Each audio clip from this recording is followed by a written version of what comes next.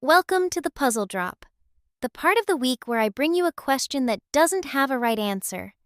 And today's is a big one. Today we're talking about something grown-ups argue about all the time. How do you decide what's fair when there isn't enough to go around?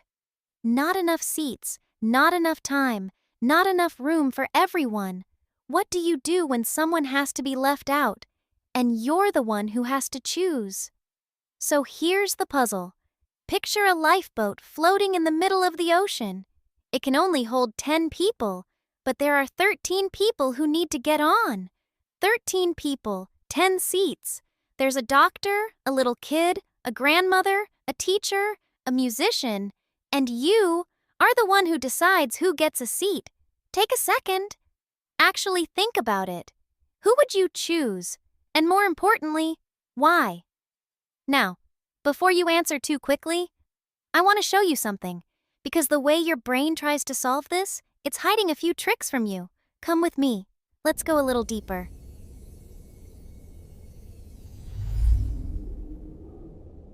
So you've got your answer. 10 seats, 13 people, and you had to choose. And I'll bet, without even meaning to, your brain did something sneaky. It started ranking people. The doctor seems useful, so they get a seat. The little kid is young, so maybe they get a seat too. The musician? Maybe they wait. Did you notice yourself doing that? Putting people in order, like pieces on a board? That's the first thing almost everyone does. We try to decide who is worth more, and it feels logical. It feels smart. But here's the question hiding underneath it. Who gave us the right to decide that at all? Here's the uncomfortable part. There is no fair way to rank a human life. The doctor might save people later, but the musician might be someone's whole world. The grandmother has had a long life, but maybe she's the one holding her family together. Every time you rank one person above another, you're using a rule. And if you look closely at your rule, you'll learn something about what you think matters. Some people choose by age, some by usefulness. Some just can't choose at all, and that's an answer too. There's no calculator for this. There's no right answer waiting at the back of the book, and that is exactly why it's worth thinking about. So how do you think clearly about something with no right answer? 3 things.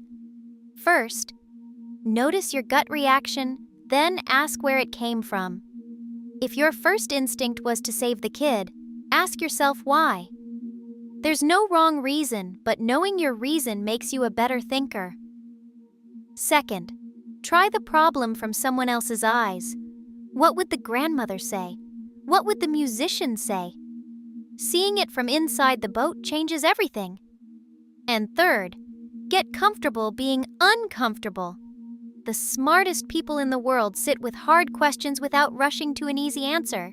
You don't have to solve it today. You just have to think about it honestly. So, did you decide who gets a seat on that lifeboat? Here's the honest truth.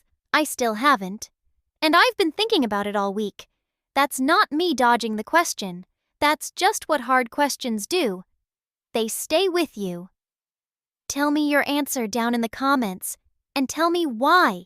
That part matters more than the answer. I read every single one. Next week, I've got a brand new puzzle that's going to twist your brain into a knot. The good kind. Subscribe so you don't miss it. Keep thinking, keep wondering, and I'll see you next time.